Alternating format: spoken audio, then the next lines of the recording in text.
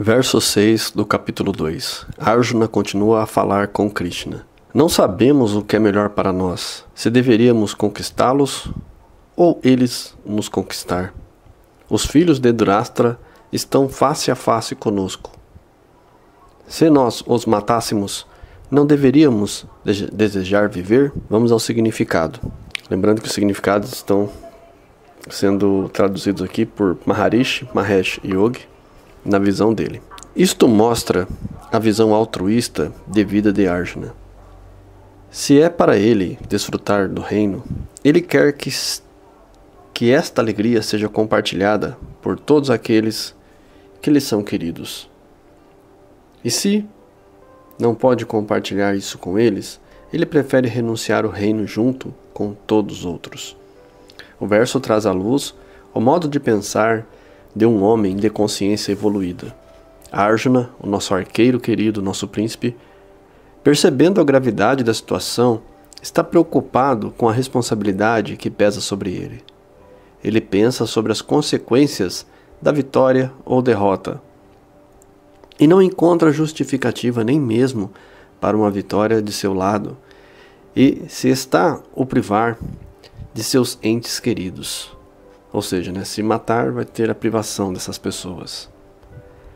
Colocado numa situação de impotência, Arjuna decide que esta não pode ser resolvida em nenhum nível de pensamento ou sentimento humano.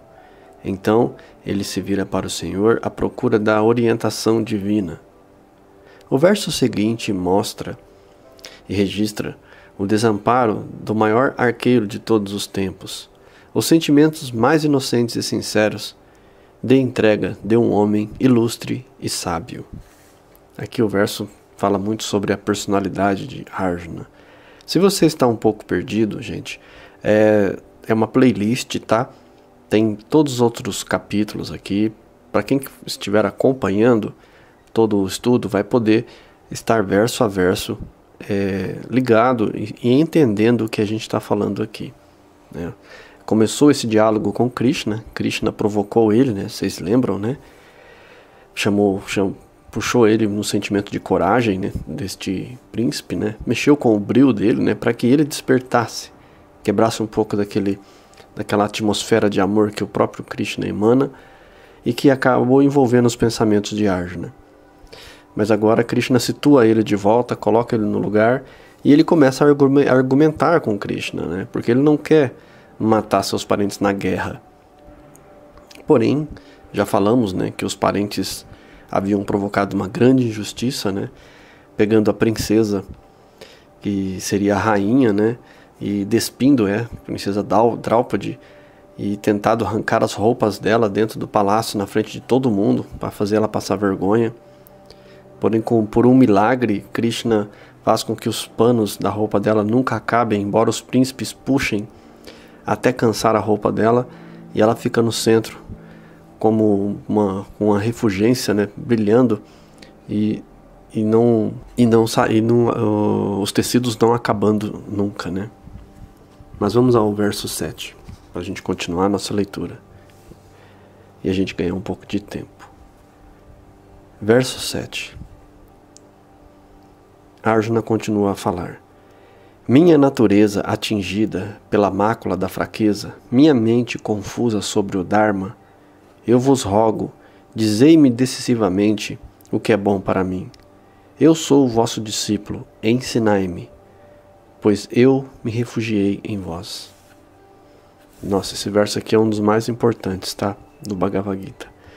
Vamos ao significado do mestre, depois a gente faz um pouco de comentário a respeito, porque esse significado aqui vai ser um pouco longo. Como a gente vê que esse verso aqui é muito importante, depois eu quero explicar a minha visão para vocês. Mas vamos à visão do mestre. Arjuna persistiu em sua atitude, e quando chegou até onde podia nessa direção, se sentiu repentinamente incapaz de pensar. Ele para, seu intelecto se retrai e ele cai aos pés do Senhor. Geralmente ocorre enquanto o homem se sente que é capaz de pensar, agir por si mesmo, não sente nenhuma necessidade de ouvir os outros. Quando não sabe mais o que pensar, busca refúgio. Se encontra um refúgio, se aproxima com toda a humildade e deposita nele toda a sua confiança. Quando ele se entregou completamente a esse refúgio, todo cuidado com ele e esta natureza divina, imparcial, eu sou para eles, como eles são para mim. Dizei-me decisivamente, entre aspas, revela o caráter de Arjuna. Ele é um homem prático, que não deseja permanecer no nível da conversa idealista. Ele pede uma linha de ação clara, que possa seguir sem dúvidas e que comprove ser correta para ele, já que seu objetivo é o bem de todos. Se um homem dedicou sua vida ao serviço dos outros e é consciente de suas responsabilidades, ele tem uma necessidade ainda maior de estar perto da linha de ação que adota. Esta situação de nenhuma forma lança dúvidas sobre o caráter de Arjuna. É a integridade de sua vida interior que faz com que veja a fraqueza em si mesmo. Sua grandeza se revela quando diz: minha mente confusa sobre o Dharma. Por um lado, ele tem seu Dharma familiar, o dever de chefe de família, que o impulsiona a proteger e amar seus parentes. E por outro, está seu Dharma de casta, o dever de cada kshatriya, protetor da sociedade. Kshatriya, gente, significa guerreiro, tá? Exigindo que mate os agressores. Por si só, ele não é capaz de decidir qual Dharma seguir. Ele considera isso como sua fraqueza. Na realidade, as circunstâncias é que são responsáveis.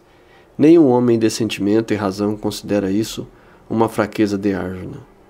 Mas ele considera sua fraqueza. Sua nobreza de caráter se torna humilde demais para analisar sua condição perante o Senhor Krishna. Quando Arjuna se entrega para adquirir sabedoria como discípulo, o Senhor o aceita. É a partir deste ponto que começa o ensinamento do Senhor Krishna. Este é o verdadeiro início do Bhagavad Gita. É uma lei natural estabelecida que a ação e a reação são equivalentes uma à outra. Para que a reação possa ocorrer, a ação tem que começar primeiro. Da mesma forma que o ensinamento possa começar, o aluno deve primeiro dirigir-se ao professor. Uma vez que ele fez isso, o aluno é considerado sério e o professor sente a responsabilidade de ensinar-lhe. Enquanto Arjuna conversou com o Sr. Krishna no nível de amizade, ele respondeu da mesma maneira. Mas quando Arjuna ficou sério e disse: eu me submeto a ti como discípulo, indique-me o caminho, guie-me para a luz, pois sou incapaz de enxergar por mim mesmo. Quando Arjuna se cala e se volta completamente para o Sr. Krishna, então o Senhor o leva a sério e começa a iluminá-lo com sabedoria prática da vida. Enquanto o paciente não ficar quieto, o cirurgião não pode começar a operação.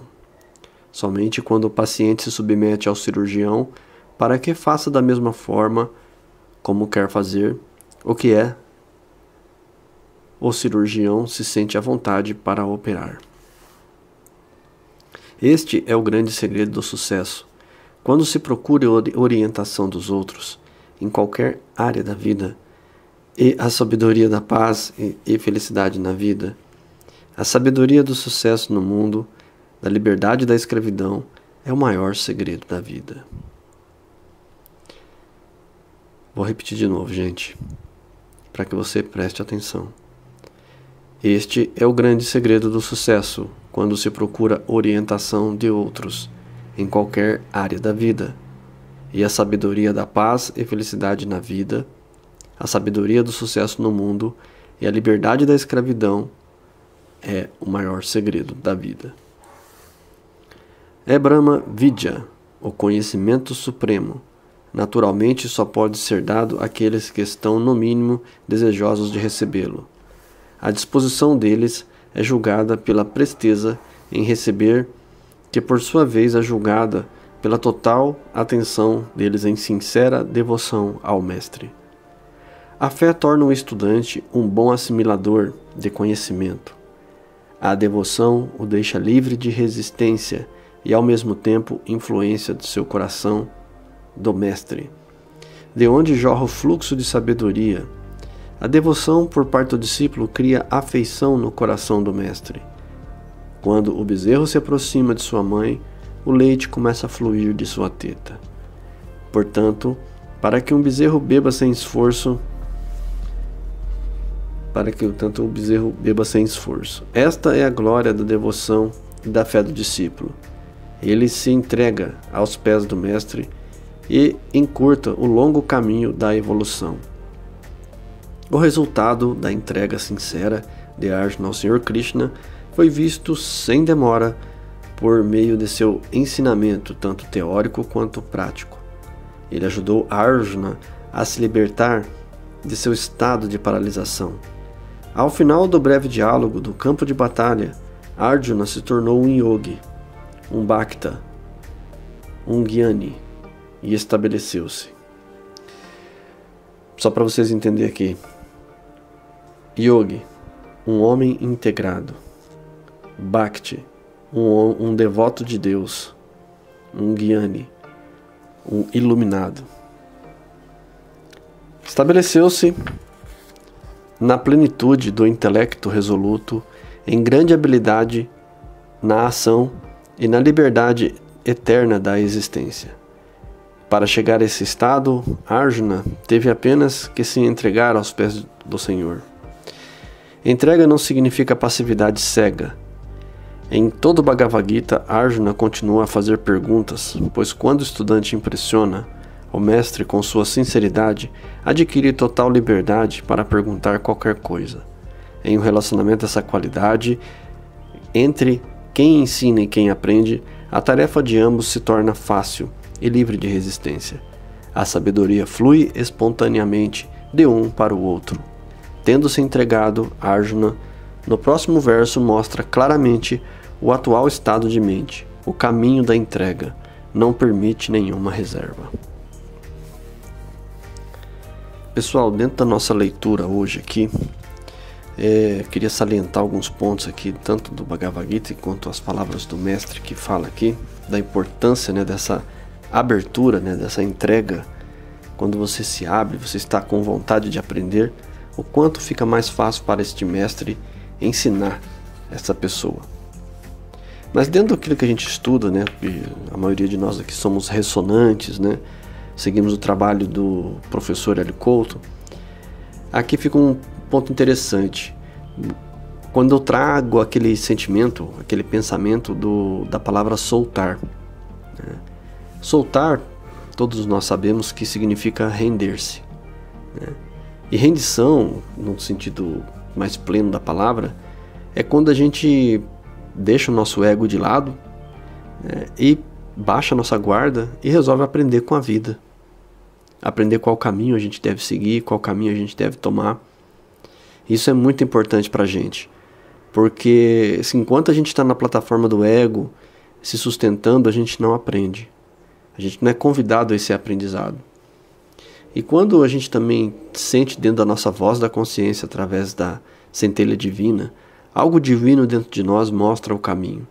Mas muitas vezes a gente está numa plataforma de apego, somos muito reativos, somos repetitivos, repetimos comportamentos dos outros, não temos coragem de nos render e seguir os nossos ideais, os nossos pensamentos, o nosso foco. A gente vive a vida de outra pessoa, então a gente não tem coragem às vezes de assumir esse posicionamento novo e deixar esse mestre interior dar a direção para a gente, fazer com que a gente se caminhe com os nossos propósitos, com nossas ideias. Então, esse verso é muito importante. Eu vou até ler ele de volta para vocês, só para você gravar isso, que é o verso 7 do capítulo 2. É a hora que ele se rende, gente. E ele fala aqui, ó, minha natureza, atingida pela mácula da fraqueza. E quer dizer, ele sabe que tem uma natureza, um tipo de vida, estilo de vida, mas que foi atingido pela fraqueza. Quantas vezes nós não somos, né, atingidos por fraqueza, por covardia, né, por ganância, por luxúria, né, desejos, desvios, mentiras. Nós maculamos o nosso objetivo, a nossa meta principal. E ele continua: minha mente confusa sobre o Dharma, eu vos rogo. Então ele se reconhece que ele está confuso. E é claro que uma pessoa como ele, um príncipe, está pensando em algo grande. E ele sabe que está fugindo. Não sabe se ele está seguindo o Dharma familiar ou se ele deve seguir o Dharma do guerreiro, né? Então ele realmente está perdido, né? Então assim, e por ele estar perdido, ele, né, roga a Deus. E é o que a gente deve fazer às vezes. A gente deve pedir decisivamente, né? Como dizer aqui, ó, dizei-me decisivamente o que é bom para mim. Eu sou vosso discípulo, ensinai-me, pois eu me refugiei em vós. Tá aqui um verso, gente, que eu prefiro muito mais, às vezes, do que um Salmo 91. Quando a gente vê que naquelas palavras, né, 1000 cairão do meu lado, 1000 cairão à esquerda, e ainda assim, Senhor, nada acontecerá comigo. Embora seja um verso muito bonito, eu prefiro as coisas construtivas, né, da pessoa que realmente... Imagine você todos os dias falar essa mesma palavra por dentro do seu coração como um mantra. Eu sou vosso discípulo, ensinai-me, pois eu me refugiei em vós. Então, é o que o verso fala. Não adianta, quando você está com Deus, todos os outros problemas vão atingir as outras pessoas, mas não vai atingir você. Mas esse é o estado de espírito que você tem que se colocar para que o Salmo 91, né, e outros salmos aí deem certo, né? Talvez tenha falado errado o salmo, não sei se é o 23, mas me lembrei desse salmo agora. Então ele fala, eu sou vosso discípulo. Então ele está se rendendo. Então a gente tem que às vezes entender assim, a gente tem que se render para aquilo que a gente tem que fazer. Às vezes a gente tem que fazer algo que somente a gente pode fazer por nós e mais ninguém.